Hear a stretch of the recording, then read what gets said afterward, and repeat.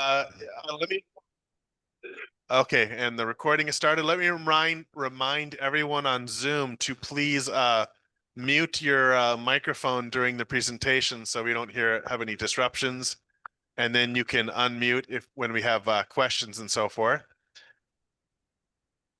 So okay, so let me introduce. We have Grace K8LG with our. She is last year's Young Ham of the Year Award winner, and she's going to be presenting tonight. So take it away, Grace.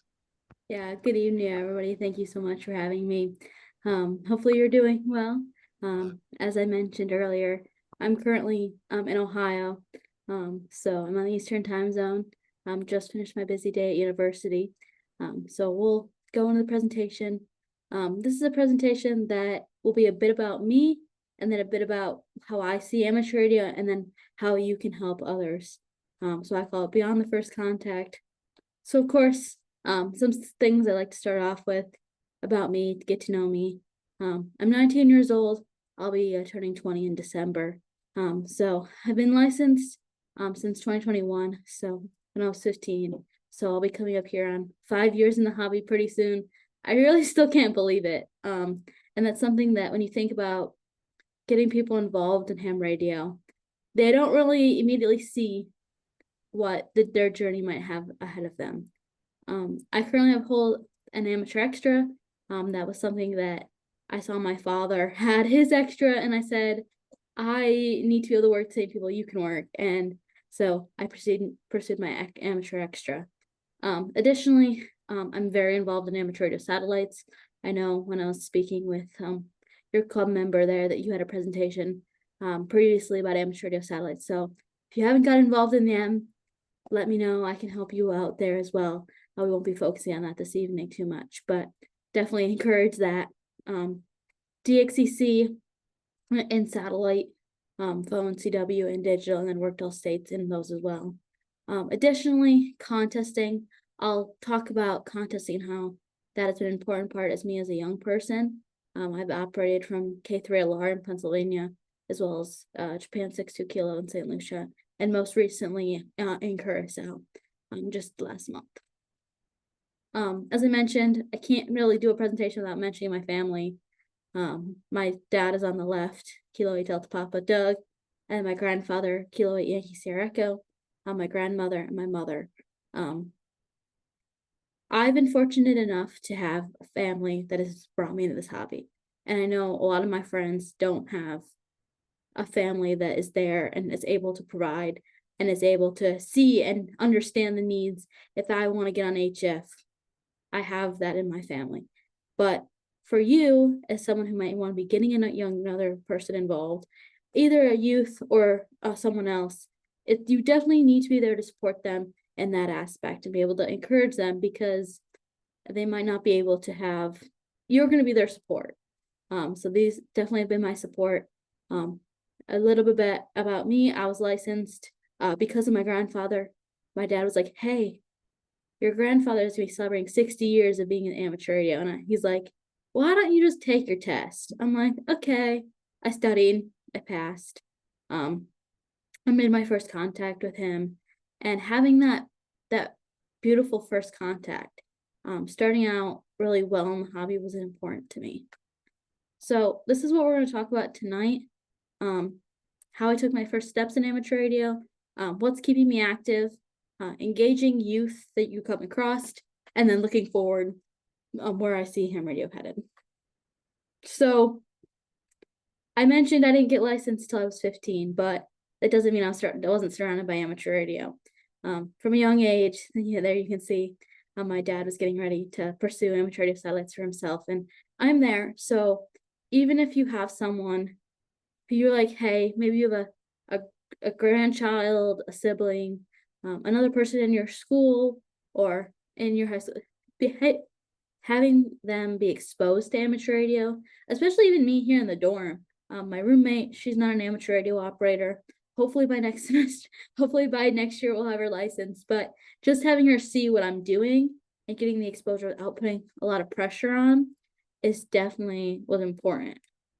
This is another photo that shows that we had it's a step IR antenna there on the right, that you can see. Just having the exposure to radio and being incorporated into it before being licensed is very important. What's keeping me active? There's a lot of things. If you do know a young person that's licensed, a Youth on the Air camp is amazing. I've been able to attend 2 Youth on the Air camps. It's a week-long camp designed for amateur radio operators across the Americas. So North, Central, South America. We can see in this camp photo, we had several amateurs from the US, Canada, Argentina. Then we had some exchange campers from Germany and then Croatia at that camp. So that's a great way if you don't have the resources and they're able to participate in this camp. And you may be thinking, what is the cost of the camp? The cost is very actually minimal. Besides the travel is probably the most expensive part. You have to get to wherever the camp is being held that year, as well as $100 fee there. But it's a great way to be involved. And for me as another youth, to being taught and led by another youth is always the best. But this doesn't mean that there aren't adult mentors that were at this camp. There definitely were, and they were encouraging us and helping us grow.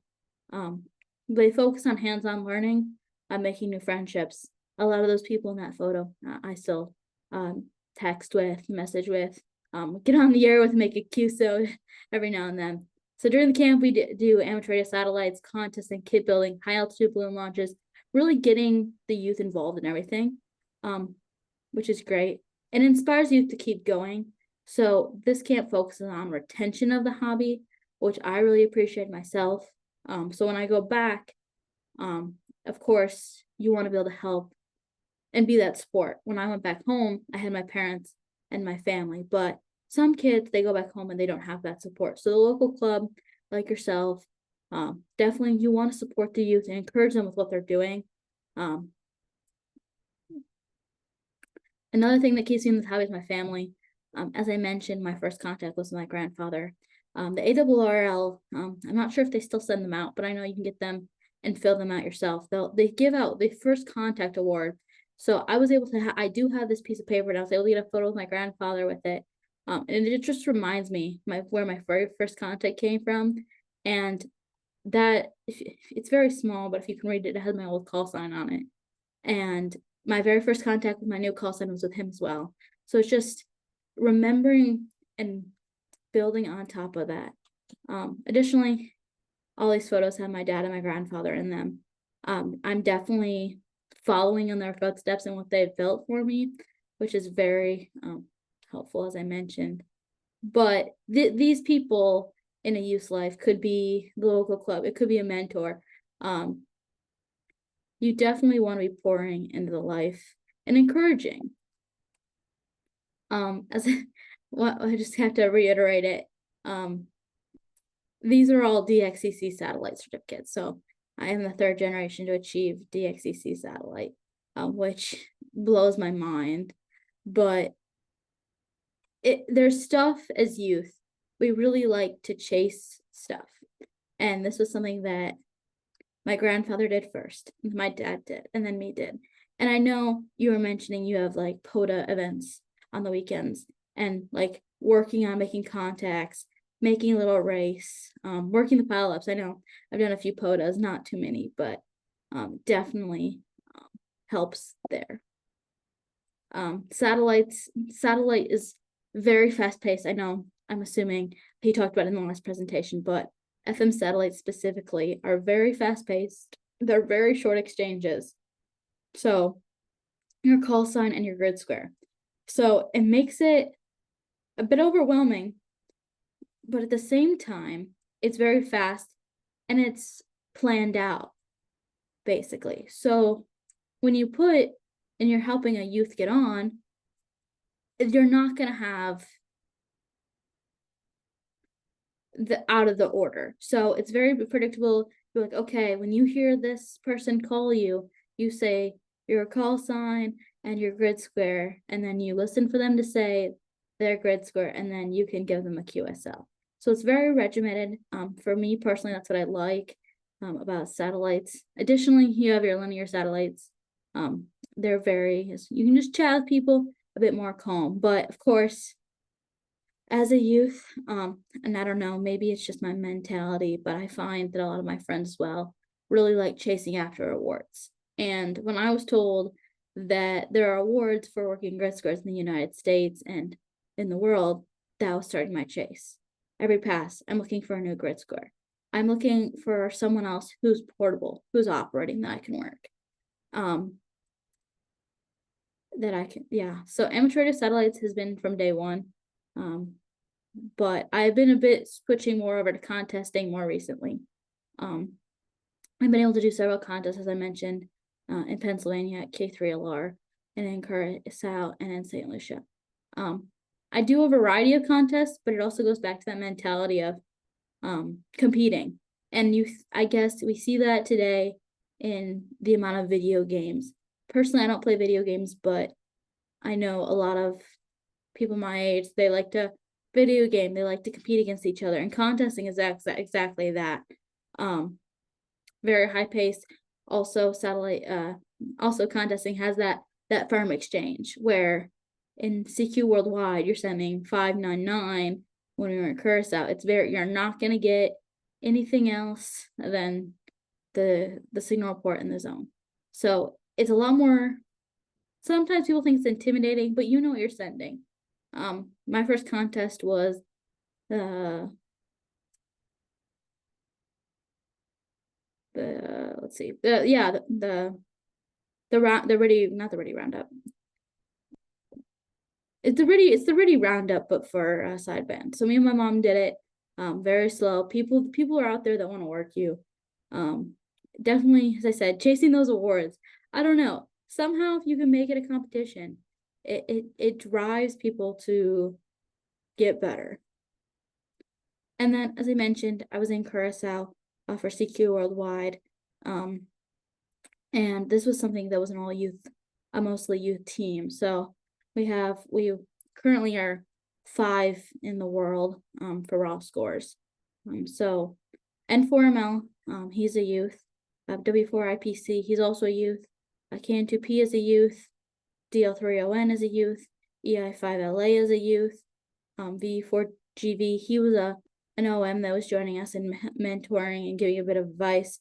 W7EY, he isn't under the youth category, which normally youth on the air or ARRL classified under 26. Levi, KG5XR, he's the youth. And then we also had Pete and Pim joining us as well, and then me. So this was definitely a youth team, and you can see from this that a majority is youth, and we all want to compete for the same reason. Even if you're just operating single op with the youth overlay, you can compete pretty well. But to compete pretty well, you need to be able to have a station. And I find that a lot of people that are youth struggle to find a station where they can use, have a radio and have a dipole of sorts up. And I know there's definitely stipulations, but it's definitely say, hey, why don't you come over and operate 20 minutes, 2 hours, 4 hours, and do it together, even do a multi-single, and really just see what you can do, see what you can hear. This past weekend, I was doing sweepstakes CW remote, and my roommate was looking at who I was working, and she was like in awe of all the states and the provinces in Canada I was working. So just understanding the geography of where you're working also is an important aspect.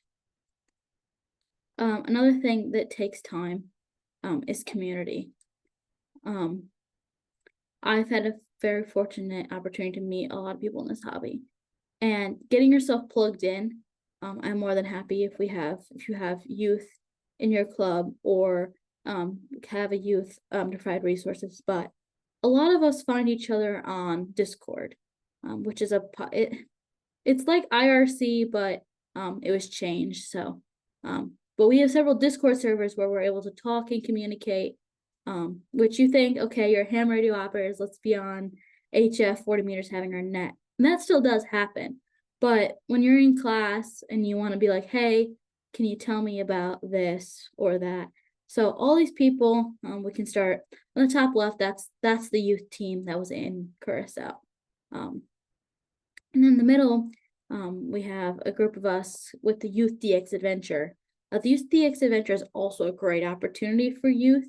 They take 2 to 4 youth to normally it's a Caribbean island, but that year due to COVID, we were in Pennsylvania, and you're able to meet each other and grow bonds. As well as we have me and there, and then we have me in the bottom left, with my VEs that tested me for my general. These group of guys are integral. The one that's to the right of me there, here, his name is Tom. He was at every testing session I had. So it's very, we have a great bond there. So even if you're not a VE, being there to support and cheering on, and he knew that I wanted it so bad and that he was there, and he wasn't the one actually grading it. He was one of the ones that was watching. So encouraging them to come back to the club. I guess that is something that I do struggle with here in the Ohio area. Since I don't have the ability to drive to a club meeting, I don't have a car on campus. So I would have to rely on someone from the club to reach out, or me to reach out and be like, hey, can someone take me to the meeting? So that is something that I've been struggling with currently. But my roommate and I will be going to the next club meeting here, so that'll be good. But definitely a lot of things you don't think about, that you're like, okay, we have our club meeting, we'll get ready. But there are some limitations that you have to think about. Also, if someone is under 18, you of course need to think about, okay, can we have the parent come as well? And that's what we had for the Youth DX Adventure. Then the bottom left photo is me when I was in St. Lucia. Franz, definitely taught me a lot about the culture in St. Lucia, and we had a great time operating together. I remember, was it like 3 a.m.? It was like 3 a.m. I was on 40 and he was on 80, and we're just going back and forth and trying to send people to each other and working each other, and that definitely I've learned a lot. And we'll move on to Frank and Rosalie Bauer, who's there in the middle. They lead ARIS, Amateur Radio on the International Space Station. They're great. Definitely a great way to get amateur radio involved in local schools is amateur radio on the International Space Station. This is where schools, community centers, let's see, they've done libraries, museums, STEM clubs, have been able to have either a telebridge or a direct contact with an astronaut in the International Space Station, barring the random contacts that the astronauts do. So I've been able to be involved in several ARIS contacts in Michigan before coming to college in Ohio, but it's a great way to show what amateur radio can do. I'm assuming this was discussed, but we have an amateur radio repeater on the International Space Station that is used as backup communications. So it's a great way to expose people to amateur radio. And my roommate, SSTV, is currently paused being transmitted from the ISS, but they will be correcting that shortly. And I plan to be able to go out here in the grassy area, and we'll be tracking the International Space Station, which is a great time. She's not licensed, but she understands, okay, we have an HT and we have a Yagi antenna. Okay, and now let's track the ISS. And just seeing the images come in. I was doing it a few months ago, and it's just amazing. And it doesn't require transmitting. And then we have another photo on there. Is me at Dayton Hamvention with the Jarl guys. So Dayton, I know it's much closer for me than your club there, but being able to incorporate with a lot of other people, it was great. And then we have me and my father at my first Hamvention. Then engaging youth, I've been talking about it a lot, but there are a few ways for key ways that I think about engaging youth: mentorship, encouragement, competition, and inclusion. We think about mentorship. I started knowing nothing. My dad was like, okay, we're going to get on an amateur radio satellite and you're going to make a scheduled contact with your grandfather. I had no clue what I was doing, and that's okay. So he wrote down my call sign in my phonetic alphabet, because at that time didn't know my native phonetic alphabet, and I didn't know what I was doing, and that was okay. So he mentored me. Okay, here's the native phonetic alphabet. This is how you use it. And as I proceeded, I began to learn it, and it was able to take over and operate fully by myself back in 2022. And now I'm able to deploy my own antenna. I'm able to do amateur radio satellites here from campus. I'm able to do international contests with other youth. I'm able to do a lot of other stuff. But without that mentorship in the beginning, I would have been stuck at I don't know what I'm doing. And of course, we have great online Facebook groups, Discord groups that can help. But nothing will stop your local club being able to support and be like, okay, hey, come to our POTA thing. That sounds amazing. And I'm so glad your club is doing that. We'll help you get on the air and we'll teach you. And it's okay if you don't know exactly what's going on, because you start at the beginning and you proceed to learn. And this directly connects with encouragement. I can't believe if I wasn't encouraged saying, hey, you are doing great and you need to keep operating. I worked my grandfather, and then I was able to work his best friend on the amateur radio satellites. Her name is Christy, KB6LTY, another YL. Another YL. And then I worked a fella who was at the time in Cuba. So I worked my grandfather, I worked another female, and I worked a DX station. Starting off like that really set me up for success. And I know a lot of people that's not possible, and we have to start using a repeater, and that's completely okay. But why don't we make it something meaningful? And I know I saw who was coming in. I'm so glad to see so many YLs and XYLs here. It's really a blessing, and encouragement can come from the YLs to the other YLs. And sometimes we may feel alone in the hobby, but we're not. We're okay. We know what we're doing. And then we have competition. I've stressed this a lot, and it's a lot of what drives me to do well and is compete and try to do as best as I can, even if my best is not beating the reigning champion for the region of the Great Lakes that has won for the past 10 years. It's okay. I can beat my score from last year. I can start a new score that I can compete against the next year. I haven't really talked about how you propose amateur radio to a young person, but if you start with the competition aspect, saying, hey, let's try to compete against someone else and see if we can do better. I'm right now competing against myself. My friend told me that he's like, hey, you need a 400 per hour rate, which means you need to make 400 contacts in 1 hour, which seems crazy, and it kind of is, but if you're always working towards something. And a lot of people, we love POTA, and I have a friend, he's like, okay, I want to talk to all 50 states with POTA. I want to work as many people on POTA. I know POTA has several awards. There's a lot of awards in this hobby that are great to chase after. And then the last thing is inclusion that I like to mention. Include them in your meetings. If they show up, invite them in. And this is definitely something that the local clubs I've heard and I haven't personally experienced struggle with, but it's always something we're going to struggle with. The young person a lot of times may feel like they're an outsider in your club, but if you let their voice be heard, they won't feel such as an outsider. So I'm going to give an example of how I've been able to do this through my station at home in contesting. This is just how it looks like for me, but there are several different aspects. So mentoring through competition.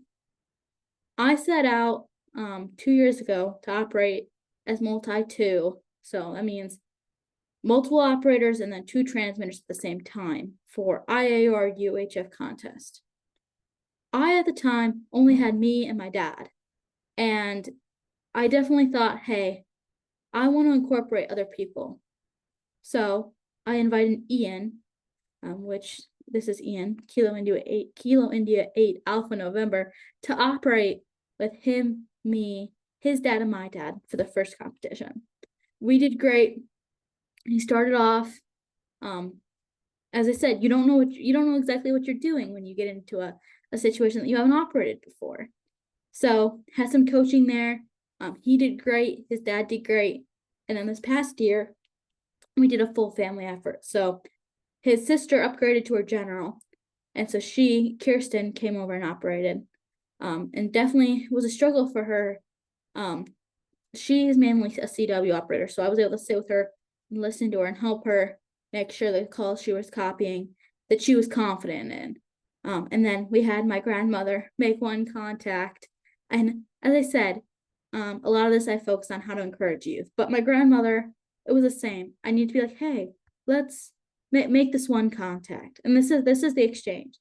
And I like to focus on youth because a lot of people say the hobby's dying. But youth, every age, needs to be involved in amateur radio. And of course, we have my grandfather, who'd operated, and they'll be operating sweepstakes this upcoming weekend. And then my father operated as well. So I started with a goal of operating, and I incorporated them in and was able to sit with them and encourage them and show them how this contest works, how our station works. They came over an hour early before the contest, and I gave them a full overview of what the station looks like. Because if I get somewhere and I don't know what I'm operating with, if I've never used an ICOM radio, if I've never used an Elecraft radio, I don't know exactly what I'm doing, and I don't know what buttons I should be pressing. So when I was in Curacao, we have K3s down there. And I hadn't used a K3 besides field day before. And so I didn't know, well, I'm like, where's the volume on this thing? So I needed someone to show me where that was. So, of course, a great way to do it that way. And then I like to end with looking forward, and I would love to hear what you have to say or any questions you have.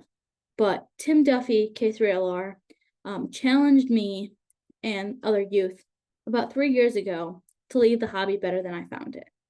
And this is definitely a big challenge, and to be not focusing on yourself and giving back.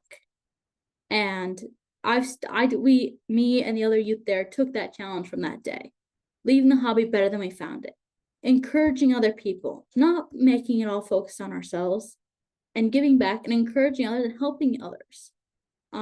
So I encourage you to do that as well. Leave the hobby better than you found it. And if you need mentorship, if you need something like that, you should be able to seek someone in your club. I'm assuming from what I've heard and spoke with your leadership, they're a great club. They'll be able to help you. And then of course, I can be reached through email and other multitude of ways. But if we have any questions or encouragements or thoughts about me, about anything I've said, I'm willing to take any questions at this time.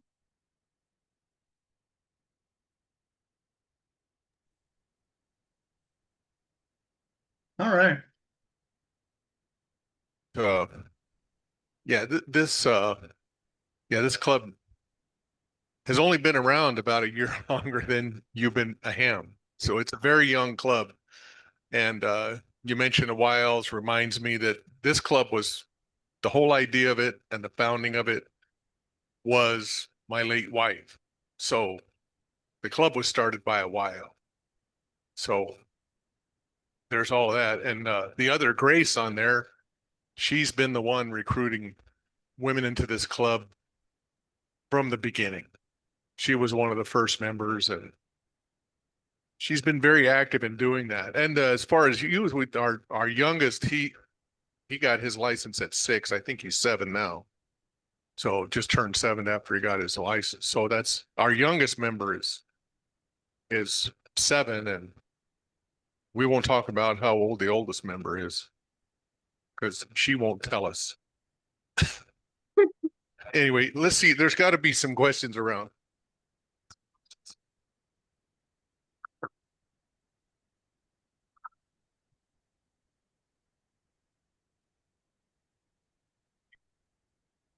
I have a question. Does your college have an amateur radio club? Currently, no. Would you like the longer version? Absolutely. Okay, so back in 1990 something, I don't remember the exact year, there was an amateur radio club. Unfortunately, the professor that was leading that decided that he was going to retire, and there was no one, unfortunately, to take on the club at that time.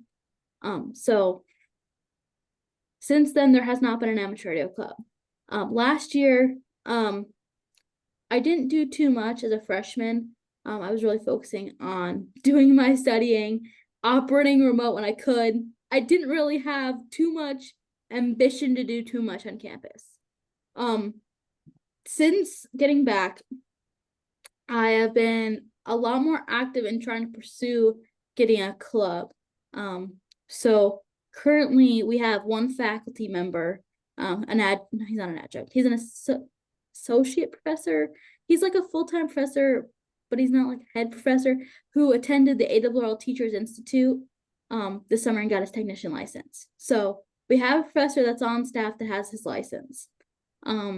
We also have another professor whose license expired and is going to renew it really soon because I'm going to keep bugging her until she does it. I even told her I'll pay for it. Like, so we have the staff, the faculty that I would believe will support it, and be able to mentor it and be an advisor to it. I haven't done too much with students. We do need 10 students to form the club here on campus and make it official. I know the FCC, you required your three hams to create a club, but I'm really hoping, the goal for me is to make it a club here on campus and then get our call sign. So I have study material. We have 3, maybe 4 students who are licensed on campus, and then I have several others who are interested. So it's really getting talk to the professors again and getting it sent through the college ranks. But because we don't have a station doesn't mean I don't have the equipment on campus. So I have equipment with me that goes on my bed that I can operate. It's 2 meters through 80, so I can set that up and then operate from the lawn or other such. So no, we don't have a club right now, but hopefully by the spring I'll be able to work through the paperwork to do that. Great. Yeah. Yep. Another good contest to participate in that you might want to think about at some point. There's a contest called School Club Roundup. I don't know if you've ever participated in that one before, but I have. Yeah, I personally haven't. Oh, well, I do have a QSL collection at home that's specifically for university cards and school cards. So you always want to submit your log to a contest, but there is a bit of controversy over if School Club Roundup is a contest or not. I'll leave that to the AWL to decide whatever they decide on that. But definitely, if that's coming up, definitely that'll be, maybe set that as the goal. Right. It's definitely a fun contest for kids. You get a lot of elementary school kids in that. Yeah. I used to run an amateur radio club at a K-8 school too. So I was a teacher there as well. And along with another teacher that was an amateur radio operator. So we participated in that a few times and kids love it. It's a lot of fun. So I want to jump in here. I was faculty at USC for 25 years. Have I would like to encourage you, if you haven't already, to talk to the professor who teaches at your school, anything like electrical engineering. And see can they work it into the class to get their students to get licenses as part of the class and get that experience? Yeah, well, if I didn't mention, my degree will be in EE. So I'm familiar with the faculty. My advisor is the head of the faculty, is the head of the department. He used to have his license. He was part of the club back in 19 whatever year that was. But he has no desire. I tried to talk to him about it, and there's no desire. So the adjunct that we have, no, he's not an adjunct. He's an associate professor, which Associate professor, yep, different thing. associate professor. He has a EE department. So unfortunately, the course that I would like to integrate it in, we haven't offered in like 6 years. Uh-oh, So okay. I need to talk to him more. Otherwise, I can tell you this. I sent out a mass email last year to the entire engineering and computer science faculty, inviting them to Hamvention, which is 30 minutes from school. And I had one reply. So we're making grounds. It happened. Yep. The goal is to get the club formed and then add it maybe to something, maybe electrical magnetics would be great. But I think actually he's the one who teaches that. So Yeah, think broader than that, though. First of all, the exams, especially because we don't require Morse code anymore, are not that hard. And so there might be some other students who would be interested in other disciplines, like communications in particular. If you have that major at your school, I want to really commend you for everything that you're doing. In particular, not only the achievements that you've done, but just your general perspective on things. The idea, the statement that you have at this age of leaving something better than you found it is something I hope you will carry through the rest of your life. It's been something I've been trying to do. It is the best possible attitude I can ever see in anybody else. And I think that's just a wonderful way that you're approaching this. So regardless of what does or does not happen where you're at right now, I want you to know that that's a really good attitude to have, and that will serve you well throughout anything that you do, whether including ham radio, but everything else that you do in your life. thank you.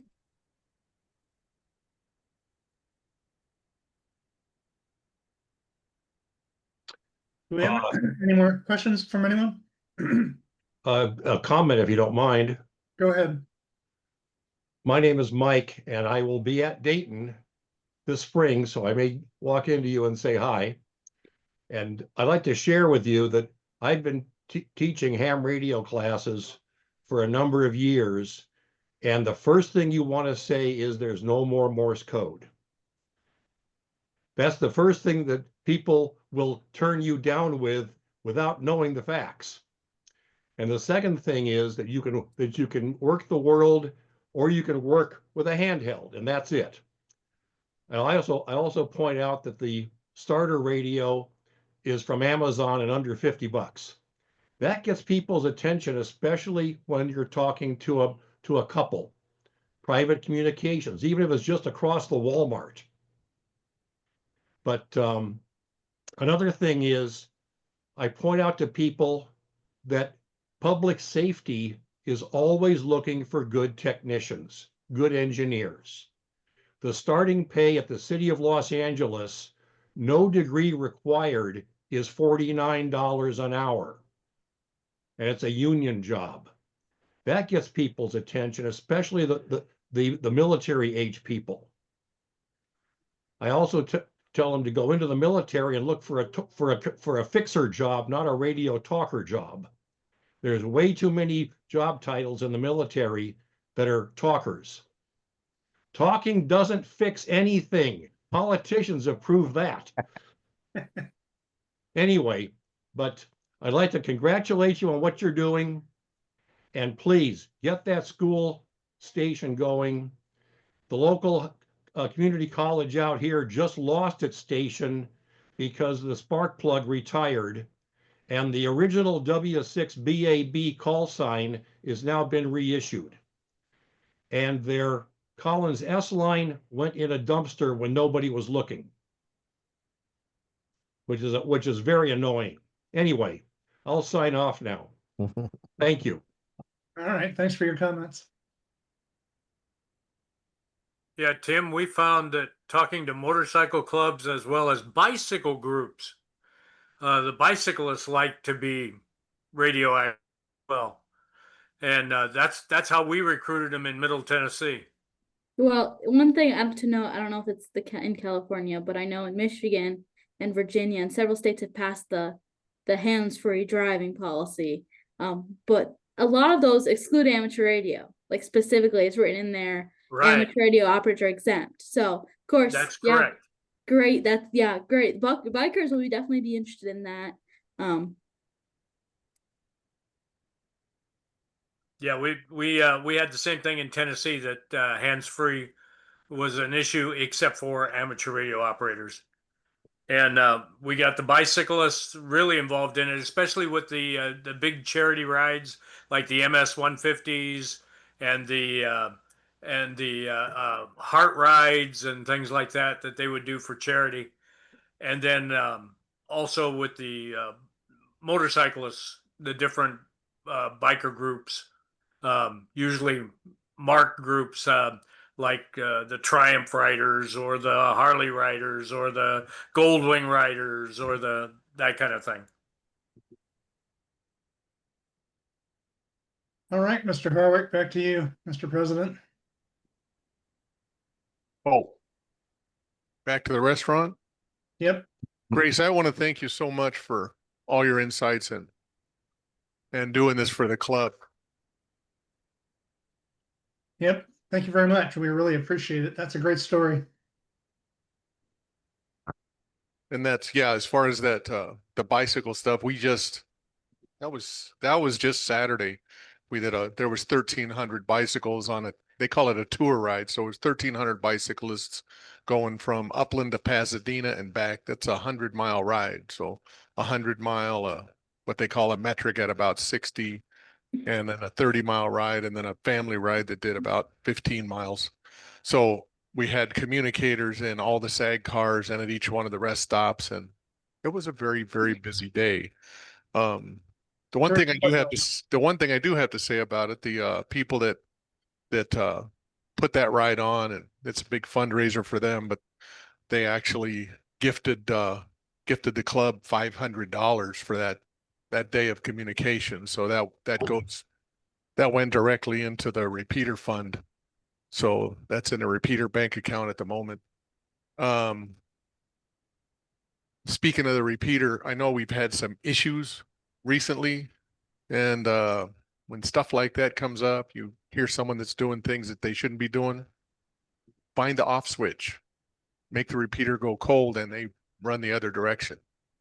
So there's that. We do know who it was. I do have a call sign. FCC ain't doing much, so. But yeah, we know exactly everything about that. But I know that became an issue sometime during the weekend. So, but it's seemed to go away. And honestly, several people have mentioned that there's a lot of actual conversation that are going on. The repeater's actually active. And everyone knows how Southern California is.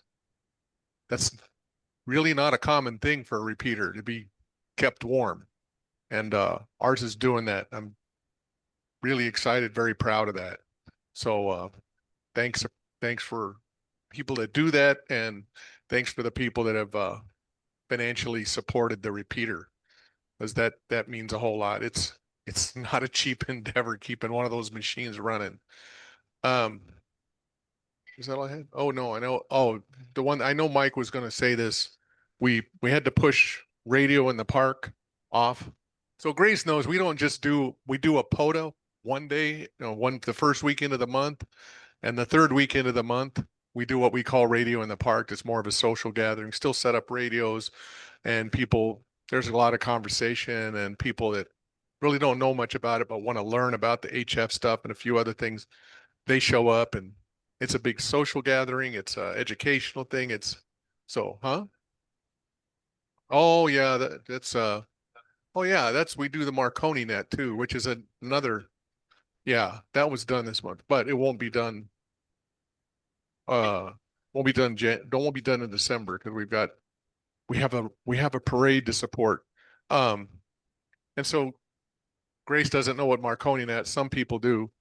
That's when we link our repeater to a repeater on the Isle of Wight in Great Britain. and have a conversation across the pond with the folks over there. It usually goes about an hour and a half or 2 hours once a Hey- month. So that Hey, one's Ken, yeah.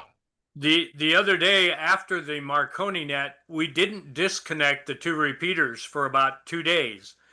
And the boys over there in England really kind of enjoyed hearing our nightly net, even though it was at 3 o'clock in the morning over there. Several of them who were up late went, "Oh, you had an interesting net the other night.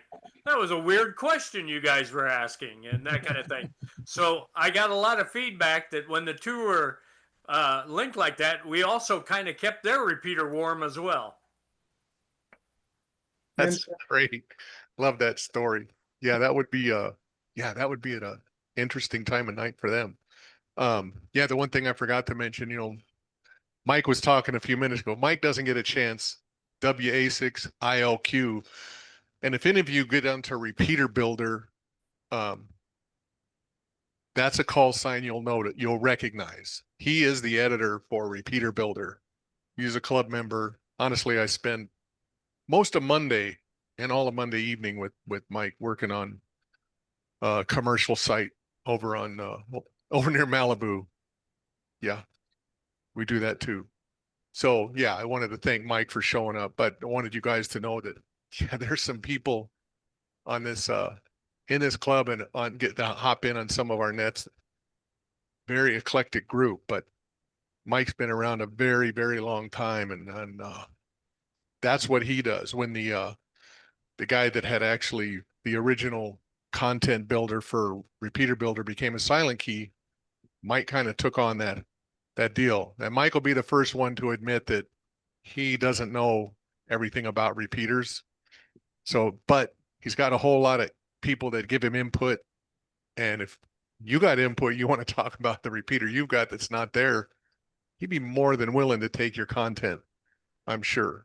So there's that. And then oh, the radio in the park I was going to talk about. We had to move that from this Saturday because it's going to be apparently a little bit moist. So okay, and we no Simplex this month in December. The one thing I wanted to say when I mentioned to my daughter that we're moving that radio in the park to the following Saturday, my daughter said, "Oh, Mom's birthday." So yeah, that's my late wife's birthday. So, and what we lost her in a while ago, 2022. So she would have been, yeah, she would have been, oh no, she'd be very proud of what the nearly 180 people we've got in this club. Anyway, but 184. And, oh man, makes my head hurt. Anyway, let me turn it back over. I've taken enough time. Let me turn it back over to the president. He's got plenty of stuff to say. Thanks, guys. Okay, let me just hit a few quick points. We mentioned radio in the park moving back. There is no Simplex on the 26th this month, and also no Simplex net in December, because of course our big event in December is the club holiday party, and that'll also be our next club meeting, which is scheduled for the 13th. If it rains on that day, we'll fall back to the 20th. But that's always the big event every year, so we definitely encourage everyone to come to that. Yes, bring your ugly sweaters. Yes. Also next month, in December, we have no POTA, because we have the Covina Christmas Parade, and we're providing radio support for that. I think Bruce has got most of the volunteers that he needs. Last I talked to him, I think he was hoping to get 3 more. He might have gotten one of those. But if you're interested, contact Bruce Bolton. Let's see. Also, I think that's it. Oh yes, also no Marconi net in December either, because that would also be on the 6th, which is the Covina Christmas Parade. And that's all I have for the schedule. Gary, do we have any new members to announce this month?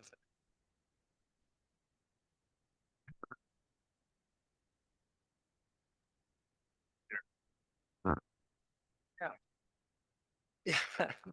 Grace, nice job.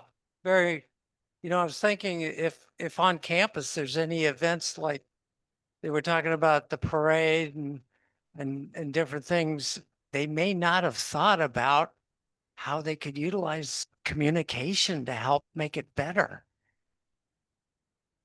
And then you can like get two people, you and someone else, and go in and start something.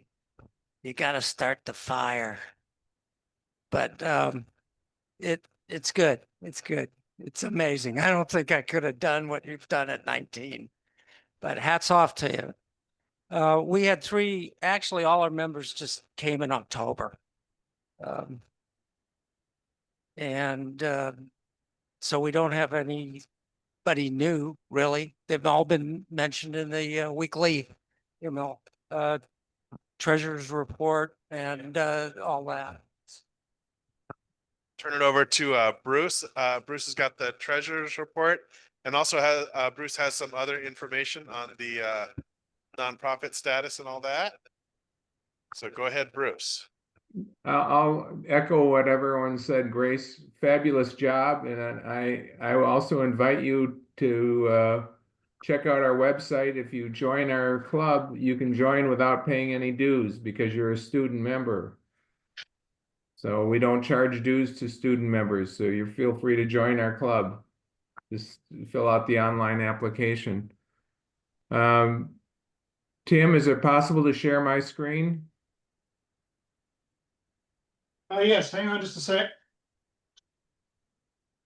Sorry, I stepped out of the room for a moment. Let's see. There you are. Go ahead.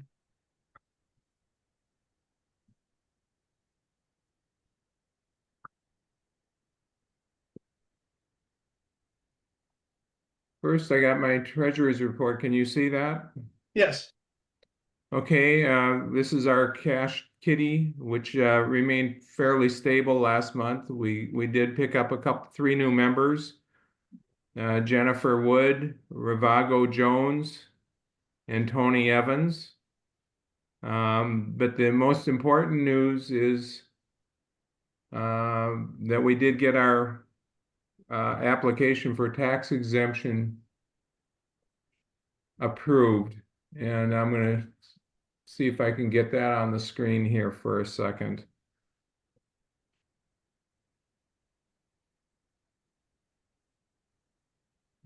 Gotta move it from one screen to another.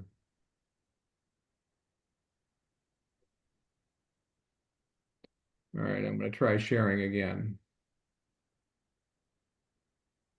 Can everyone see that? No. Oh, I didn't hit the share button. Sorry. How about now? Yes. Yes, we're good. There it is. So even though the government was shut down, we did get this letter issued in October. It took roughly 6 months, 7 months from when we applied, but we are officially approved as a tax exempt IRC 501c7 club, which means we don't pay income taxes on our dues and other receipts, the big interest income we earn a few pennies every month. That I just want to caution everyone, we are not a charity. That means you can't deduct donations or payments to the club because we're not a recognized charity, but we are a tax exempt organization.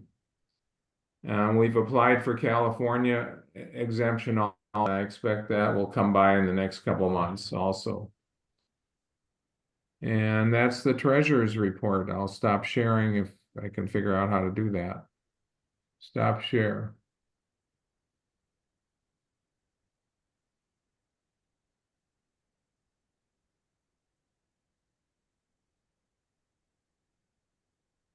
Just Do move you your have cursor. it back yet?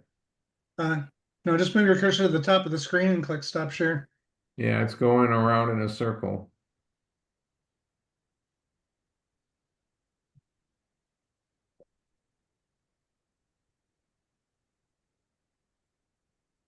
Where is he?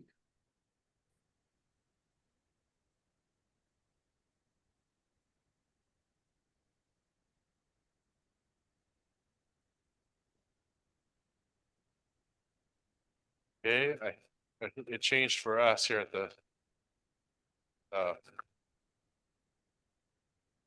Okay.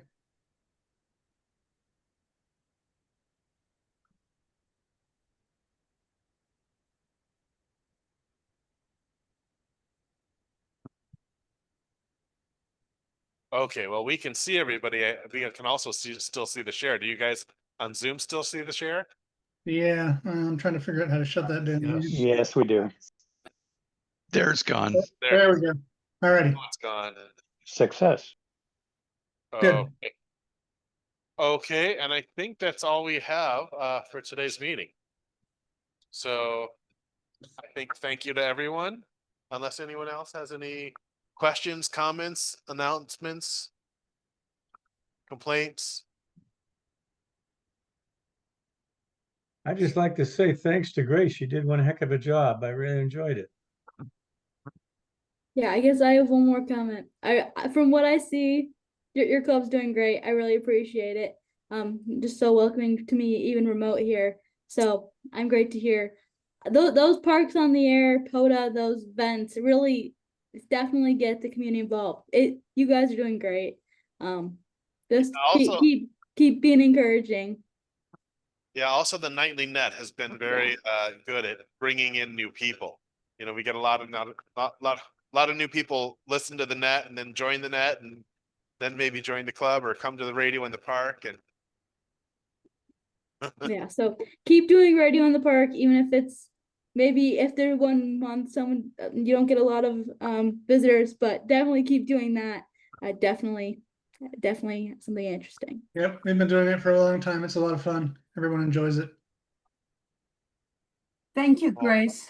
Your enthusiasm is infectious. Go home and go to sleep. What are we, 2 or 3 hours difference? Then I hope you don't have a class tomorrow. It's almost 11, so I'll shower and go to bed. I'll wake up. I have a physics exam tomorrow, but otherwise I'm okay. It's not till 10 a.m. I don't have a class. I don't have anything till 10 a.m. So I'll get enough sleep. Good luck. 11 is early for a college student. I was up Yeah. till 1 when I was in college. A number of years ago, I did some work for NASA, and one of the guys up there made the comment, physics makes the world go round.